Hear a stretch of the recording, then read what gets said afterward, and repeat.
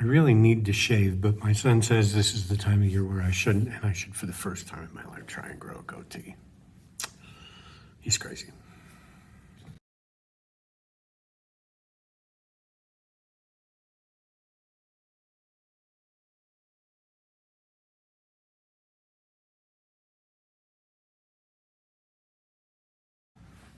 Hi everybody, welcome to Mike's Classic Pinball. I am Mike.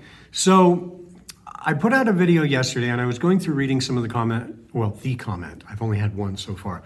But it was a question about something in the video that I thought I covered, I might not have, and so I just wanted to come back to it real quick, but it also gave me inspiration for one of our random Q&As, which is about product, cleaning products specifically. And I want to cover some of the things that I use and what I use them for. And if anybody from any of these companies is watching and would like to sponsor me or send me some shit, happily, because I'm more than good with being your product whore. Totally good with it. So the question was this. When you were cleaning stepper units, Mike, and you were putting the armatures and stuff to soak, what were you doing it in? There's a couple that I'll use, and it depends on the situation. In that case, yesterday, I was using alcohol. 90% or better. I won't buy the 50 or the 70. There's too much water in it. 90% alcohol. Alcohol is brilliant at breaking up the grease and the cemented shit that gets built up on really old stepper units. It's wonderful for it. And I will also use it to do the contact disc, do the points on the contact disc and clean that up. Times I will use mean green. Some people say simple green? No, mean green. Now, let me step back real quick. I came into pinball about 2010, and there wasn't a whole lot of resources online, not near as much as there are now. There was, rec.games.pinball. Couple other sites out there, but where I learned pretty much everything was what is now pinrepair.com, which is Clay Harrell's site. Now, I also discovered the This Old Pinball videos there, which are brilliant. So pinrepair.com, link here, go check it out.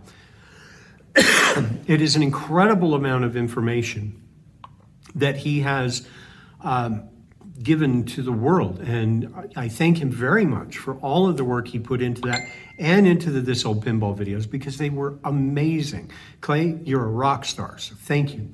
But in his videos, I also learned about mean green. Simple green? No, mean green. I've used simple green in the past. It is a good product, but it's a little more gentle. Mean green has all kinds of unknown caustic macho bullshit in it that I don't know. And I certainly wouldn't drink it like I would this wonderful vodka. No, it's water. But mean green became my go-to. And I love this stuff. Alcohol and mean green are probably two of my biggest products that I use. If I'm soaking parts, I'll oftentimes soak them in mean green. If I'm soaking a plastic, I will soak it in mean green. Because it does brilliantly at bringing plastic back to life. If you're doing lane guides, bumper skirts, any kind of mushroom tops, stuff like that. It's brilliant for bringing them back to life. And I'll also use mean green to clean it off. Now, alcohol you can just get at the dollar store. Usually they won't have the 90, but sometimes they do. And while you're at the dollar store, get yourself stacks of Scotch-Brite pads. Just stick them in your bag, stick them in your drawer, and you'll want them for doing cleaning for a dozen things. Also get melamine foam. You can get it in 4 and 6 packs at the dollar store. Now, mean green, they used to have at the dollar store. They don't. They have something called LA's Totally Awesome, which is pretty comparable, but not quite. It's good stuff in a pinch, but I prefer to go hunt down mean green. Now, here locally, I live in Ogden, Utah. There are stores all over the place called Family Dollar. There's not near as many as there used to be. They're kind of disappearing. I think they've been bought out, but they have it. And it's like $2 for a big bottle of it. And it's like $4 to buy a gallon. And so I have a couple of gallons just sitting under my work table if I need to take a Tupperware or something like that, just pour some in there and then dump that in there and let it soak. And that will cut the grime and that cemented shit off your product really quickly. And like I said, if I'm doing contact discs, I will usually use alcohol and a Scotch-Brite to clean it up, or I will use Mean Green and a Scotch-Brite if it's really nasty, and then go back over it with alcohol and a rag to clean it up. So Mean Green, brilliant stuff. Alcohol, Now, the next one I use a lot of for everything from plastics to playfields, and playfields is a big one that we'll talk about in a second, is Novus 2. Now, Novus 2, you need to be careful when you're ordering it online. Let me show you why. Sorry, I had to go get something. When you're ordering online, always check your sizes. Yeah. I mean, that's the stuff though, Novus 2. Wonderful for, polishing stuff up. Like if I'm doing the rock tumbler, what I'll do is, to do some chromed up parts or some metal parts, put in the corn cob or the walnut shell and a couple of squirts of Novus 2 and let it run. It does brilliantly for cleaning stuff up. This and a rag, fantastic for cleaning a playfield. I don't use it for that anymore. For doing playfields, now when you are doing playfields, quick sidetrack, never, ever, ever, ever, ever water on your playfields. Water and wood don't mix. It will moisturize, and that's why you don't use big cleaners too, but it'll moisturize, it'll get down into the wood, and the grain will start to grow, and it'll raise the grain, ruin your paint, and then it'll dry and you'll have those crackings across it. So don't use any water stuff on your playfields. It's bad juju. What I use, if I'm not doing Novus 2, I'll sometimes use alcohol and melamine foam or magic eraser. But you have to be real careful with that because any finish that's on there, it's gone. So you'll have to make sure that you're then waxing really good after that. And if you're really heavy-handed, you can actually take paint if you're not careful. It will take, ball swirls and lines and stuff out, but you just be super careful. What I use, I actually learned from Rob Burke when I was doing some machines for him last year, and that is waterless hand cleaner, something like Gojo, sometimes Purple Power. I've talked about this in previous videos, but that's brilliant because that has little to no water in it. It's more oil-based. And so the oils will actually just moisturize everything. It's not going to sink down into the grain of the wood. So waterless hand cleaner is brilliant for getting a playfield nice and clean. And I use it for a lot of other stuff too. But a lot of people recommended Krud Kutter as a good cleaner. Now Krud Kutter is awesome, but for specific stuff. I prefer the foam Krud Kutter as opposed to the I will only use Krud Kutter on a cabinet. It is spectacular for cleaning a cabinet. And you can, and then it'll start to go down and you can just see it clean as it's dripping down and this nastiness comes off. But don't do it like that. Put it on there and then if the cabinet's not in rough shape and flaking, grab a Scotch-Brite and do it fairly quickly because otherwise you'll actually have stain lines left over. Krud Kutter is that strong. It could probably beat the shit out of Mean Green, but I wouldn't use Krud Kutter on anything else too. I would just use it on a cabinet to really get it nice and clean, and it does a spectacular job. But I'll also use Mean Green for that because Mean Green is wonderful.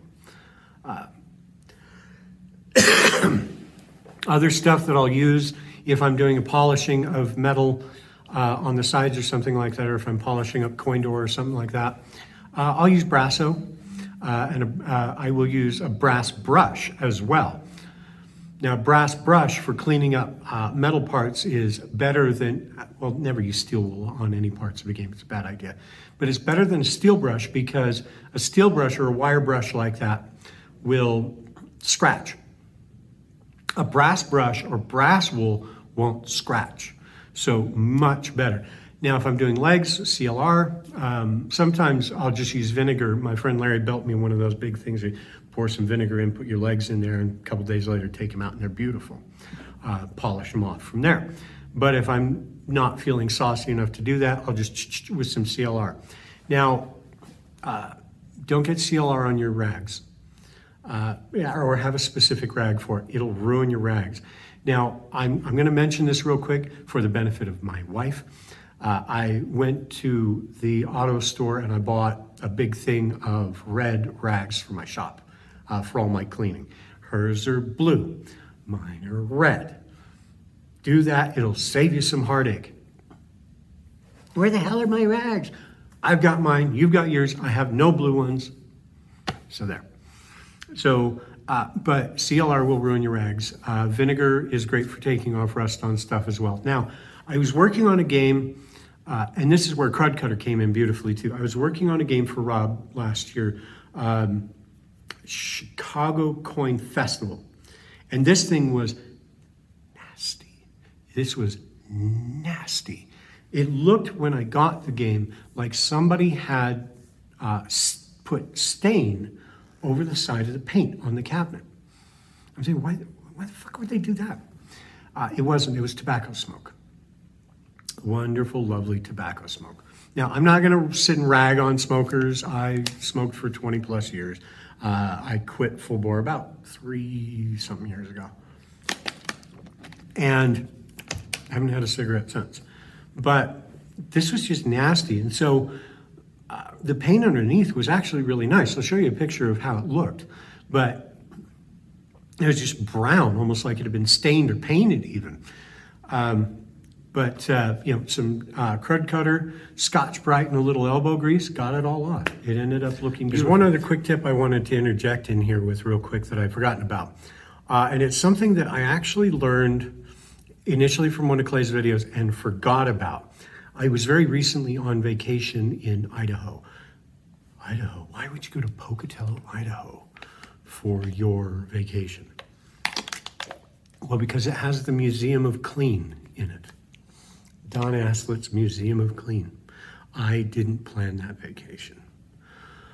But I learned again of another fun little thing that has, I had no idea it was gonna work. If you told me it flat out, it's bullshit, but it actually works. Now, if you're cleaning on your relay board, in your back box, or most commonly score reels, older score reels on some really early games, and on like some bowlers, some EM arcade games actually have paper score reels, very common in gun games as well. Well, how do you clean those? You can't use any kind of moisture, and if you just dust it, it doesn't really clean it. While you're at the store, get yourself a loaf of bread. Don't unsubscribe, I'm serious. Get a loaf of bread, take a slice of nice white bread, crumple it up into a little tube thing, and gently go over it. It'll clean the paper.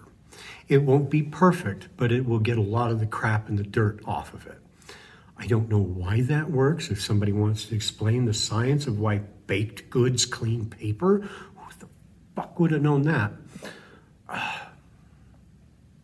Maybe that's why I forgot it. First time I heard Clay talk about it in a video, I'm like, bullshit. But guess what? It works. So a thing of bread over paper, give it a shot. Now, for taking stuff like that off, some people have recommended Goo Gone. Goo Gone is great for sticky stuff. I don't use it very much. I don't know, the smell of Goo Gone just really gives me the heebie-jeebies for some reason. Naphtha is a wonderful thing for cleaning newer play fields down, getting the sticky off stuff, getting paint and crap off of glass or metal or stuff, or if you got, crap all over your bars or something. A little bit of naphtha and a razor does a beautiful job. That game had another problem, which was the smell. This thing smelled like Keith Richard had climbed in there for a camping trip for 4 days and was smoking the whole time and then caught fire. It was fucking nasty. I thought I was going to collapse when I opened the game up the first time. Now, best way to take care of that, take your relay board out, sand or scrape the inside, and then, oh, what should we use? Should we use bleach? Should we use Febreze? Put an air freshener in there, hang a little tree off of off of one of the things underneath? No. Here's what I learned to do, and this will work for you. Go to, again, Dollar Tree or Walmart or something like that, and get the nastiest, cheapest, kick your ass when you smell it coffee grinds you can. Don't buy the expensive stuff. Go buy that and then drink it. Buy this stuff for de-smelling your game. Take a small metal bowl or a small glass bowl, put it in the game, big heap of coffee grinds, and if you really want to be clever, go to a tobacco shop, like a pipe smoker shop or a cigar shop, and ask for some of the little dehumidifier coins. They're a handful of cents each. Put those in with the coffee. That will absorb all of the smells in the game. So you just put it in there, close it up, close everything down, and then just let that sit and absorb all of the nastiness. It does a beautiful job. And it won't make the smell go away entirely, but you'll at least go back to that blessed, wonderful smell of old grease and ozone down inside the game. That EM smell that wakes me up in the morning. I love it. So just to recap, go to the store, get yourself some melamine foam, some Scotch-Brite pads in bulk, alcohol, 90% or better, mean green. And like I said, you can get it at a lot of the dollar stores. You can get it also or you can order it through Walmart. Not that expensive. Novus too, be sure you're checking your size, buy the big bottles, and you can actually go to Harley Davidson, because that's specifically what this is for polishing plastics and de-scratching motorcycles. So you can go to Harley Davidson, you can get it for reasonably cheap, actually. And then while you're at Walmart, pick up some Crud Cutter and some Gojo. And then, you'll have the other stuff around, your coffee, your vinegar, and you'll be ready to tackle just about any cleaning that you might want to have. So again, a lot of that I learned from Clay Harrell, as well as some other sources, but share with me down in the comments stuff that you use, stuff that you've learned works really, really well, and not a garden hose on the relay board. I'll find you and kill you. But share with all of us what's worked for you. I've learned a lot from Clay, and I'm very appreciative to him for all that he's done and for all he's done for the pinball community in general. I think I talked about in a story one time that I actually kidnapped him, and he was in town. I went and picked him up. We went to go play some pinball, and apparently his wife didn't know, and I think called the police that he had disappeared or something like that. It was some weird shit like that. It was hilarious. I'll tell you more about that on another video. I think I talked about it before too. But I hope you guys got some out of this, a little bit. So do me a favor, like, share, subscribe, all of that fun jazz. And we will see you guys on the next video where we'll be working on Champ and on the Super Shuffle Alley. Until then, have a great day, guys. We'll see ya.